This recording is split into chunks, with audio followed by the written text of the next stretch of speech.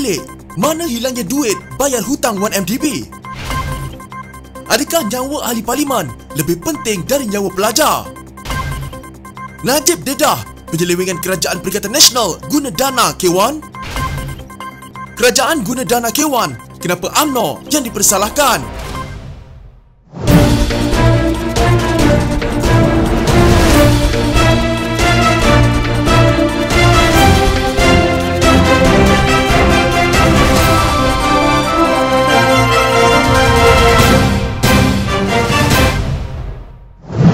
Bekas Perdana Menteri Najib Razak mempersoalkan ke mana wang dan aset yang diterima kerajaan Malaysia dari penyelesaian dan pemulangan dana berkaitan 1MDB sejak 2018.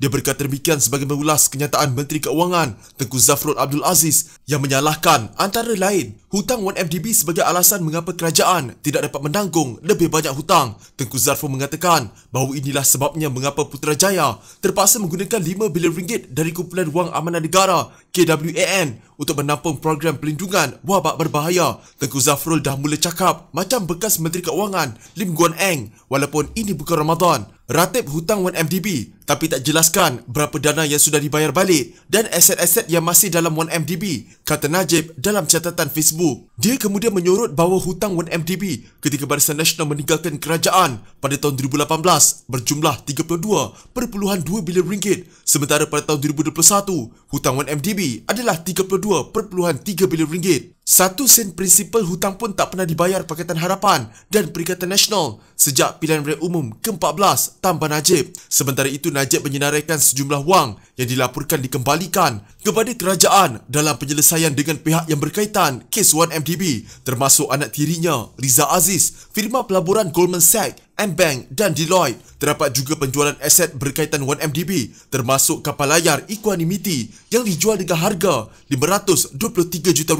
Jelas Najib berdasarkan laporan media mengenai berbagai penjualan dan penyelesaian, jumlah wang yang diambil oleh kerajaan setakat ini adalah RM33.4 bilion.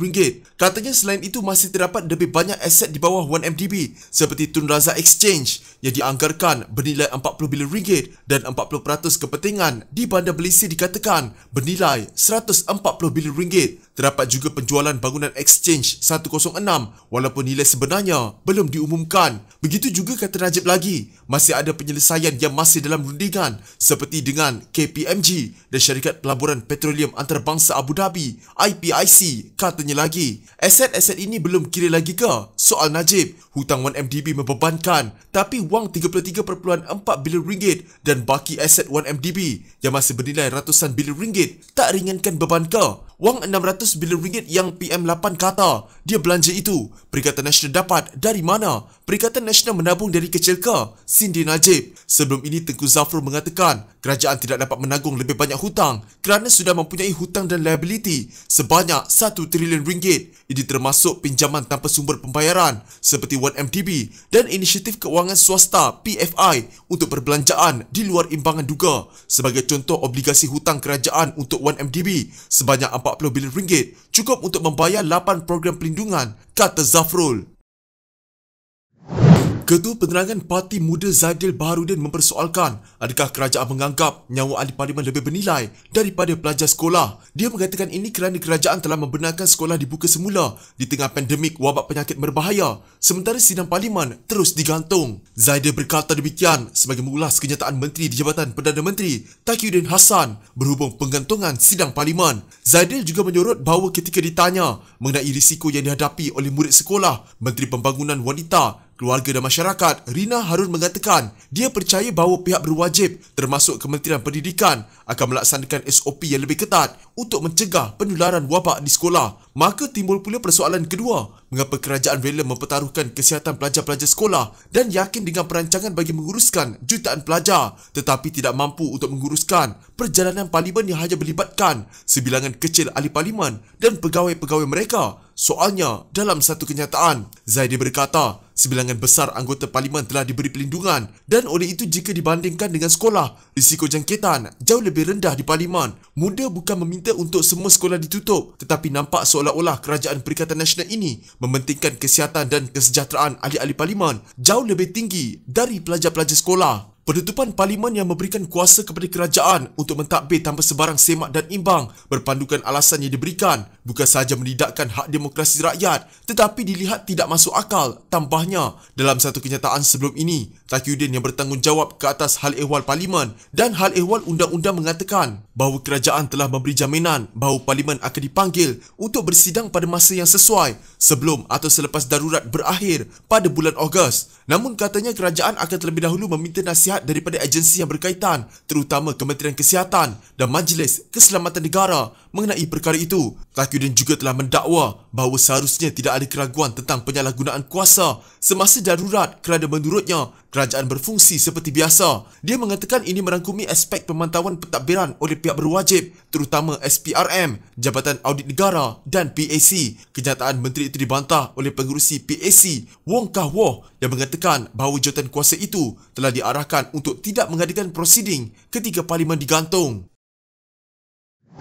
Bekas Perdana Menteri Najib Razak menyifatkan penjelasan Menteri Keuangan Tengku Zafrul Abdul Aziz mengenai alasan kerajaan menggunakan dana kumpulan wang amanah negara KWAN untuk perbelanjaan pelindungan wabak penyakit berbahaya sukar dipercayai. Ini menyusul kenyataan Tengku Zafrul yang berkata peruntukan asal RM3 bilion untuk pembelian pelindungan wabak penyakit berbahaya tidak diperuntukkan dalam belanjawan 2021. Ini sememangnya sukar dipercayai. Perbelanjaan penting seperti vaksin tidak diperuntukkan dalam belanjawan kerajaan sebanyak RM310 bilion tahun lalu, katanya kepada portal FMT sambil menambah beliau terkejut dengan penjelasan Tengku Zafrul. Peruntukan asal RM3 bilion tentu dilencungkan ke tempat lain. Najib yang berada di parlimen ketika belanjawan 2021 dibentangkan berkata beliau dengan jelas ingat menteri bertanggungjawab untuk vaksin Khadijah Maluddin berkata RM3 bilion cukup bagi memvaksin 83% populasi dengan RM2 bilion daripadanya digunakan untuk membeli vaksin dan RM1 bilion bagi luar jangka pelindungan. Kini ia dinaikkan kepada RM5 bilion, RM3 bilion untuk membeli vaksin dan RM2 bilion bagi kos logistik pelindungan. Adakah kita percaya harga vaksin tiba-tiba 50% lebih mahal manakala kos logistik naik 100% dalam tempoh 5 bulan antara Disember tahun lalu hingga April? Najib berkata dana KWAN memberi pulangan aset cukup baik pada purata 6.3% lebih tinggi daripada kos pinjaman bon jangka panjang kerajaan. Beliau memberi contoh pinjaman domestik kerajaan baru-baru ini sebanyak RM4.5 bilion dengan kadar faedah 3.48% dan sukuk 10 tahun sebanyak RM5.4 bilion yang dikumpul daripada pasaran asing dengan kadar faedah 2.07%. Jadi mana-mana orang yang munasabah akan tanya kenapa anda mempergunakan dana daripada tabung amanah yang memberi pulangan 6.3% bukannya meminjam dari luar pada kadar faedah 2.07% atau 3.48% dari dalam negara. Angka hutang negara RM1 trilion ditakuti dan had kerajaan mengenai nisbah hutang daripada KDNK kemungkinan besar ialah sebab kerajaan memutuskan untuk menggunakan dana KWAN bagi membiayai keseluruhan RM5 bilion untuk pelindungan. Ia merugikan dari segi politik bagi kerajaan Perikatan Nasional untuk menjadi kerajaan pertama di negara ini yang melanggar had itu. Beliau berkata penada RM1 trilion akan merujuk hutang langsung kerajaan dan tidak termasuk liability luar jangka serta jaminan kerajaan yang dimasukkan Kerajaan Pakatan Harapan terdahulu dalam pengiraan hutangnya. Najib berkata ketika kerajaannya hilang kuasa, hutang kerajaan berjumlah RM686.8 bilion dengan nisbah hutang daripada KDNK ialah 48.7%. Katanya jumlah itu meningkat kepada RM793 bilion pada akhir 2019. Menjelang hujung tahun lalu, jumlah hutang meningkat kepada RM879.6 bilion iaitu 62.2% daripada KDNK. Ini lebih tinggi daripada had 60%. Oleh itu Najib berkata, menggunakan dana KWAN tidak akan meningkatkan jumlah hutang dan melanggar penanda RM1 trilion.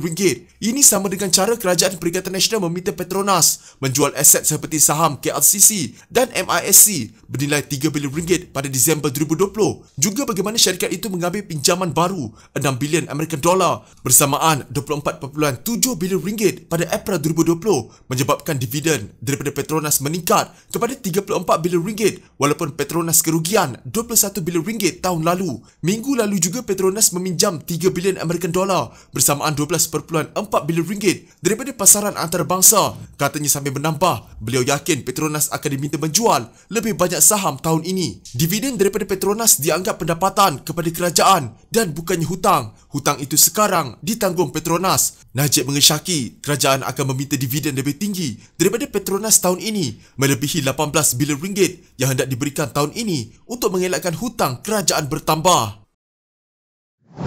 Presiden UMNO Ahmad Zaid Hamidi mempersoalkan kewajaran Bersatu menyamakan pengeluaran kumpulan wang simpanan pekerja KWSP dengan dana kumpulan wang amanah negara KWAN, malah menuding jari kepada UMNO di sebalik penggunaan dana itu. Merujuk kepada Ketua Penerangan Bersatu Wan Saiful Wan Jan yang digelarnya sebagai kluster spin, Zahid mempersoalkan parti manakah yang berkuasa mutlak dalam kerajaan pusat. Memang sah ini kluster spin bersatu. Apa mandat UMNO untuk menentukan hala tuju pentadbiran Kerajaan Perikatan Nasional dan adakah Perdana Menteri atau Menteri Keuangan dari UMNO? Kluster spin bersatu semakin merapu apabila cuba menuding jari kepada menteri dari UMNO dalam Kerajaan Perikatan Nasional di sebalik penggunaan dana KWAN. Katanya dalam catatan di Facebook. Katanya lagi, kluster spin itu mendakwa UMNO gagal berbincang di peringkat dalaman dengan menteri dari UMNO yang menjaga hal kesihatan dan pelindungan kerana terlalu gairah mahu tunjuk pandai. Zahid berkata, wang KWSP adalah milik rakyat dan mereka menggunakan wang mereka sendiri untuk kegunaan pada waktu sukar. Dana KWAN pula tabung amanah negara sebagai sumber berterusan negara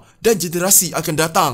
Objektifnya, ia digunakan apabila sumber semula jadi negara, contohnya minyak, menyusut. Tetapi ia mahu dikorek Kerajaan Perikatan Nasional sebelum tiba masa dengan alasan wabak selepas begitu banyak wang negara diperuntukkan untuk tujuan sama. Katanya, pada 21 April lalu, kerajaan meluluskan undang-undang untuk menggunakan dana KWAN untuk perolehan vaksin dan perbelanjaan berkaitan program imunisasi kebangsaan. Ia dilakukan melalui pewartaan Ordinan Darurat Kumpulan Wang Amanah Negara Pindaan 2021. KWAN ditubuhkan pada 1988 sebagai tabung masa depan negara dengan dananya disumbang menerusi kumpulan Wang Disatukan dan Petronas.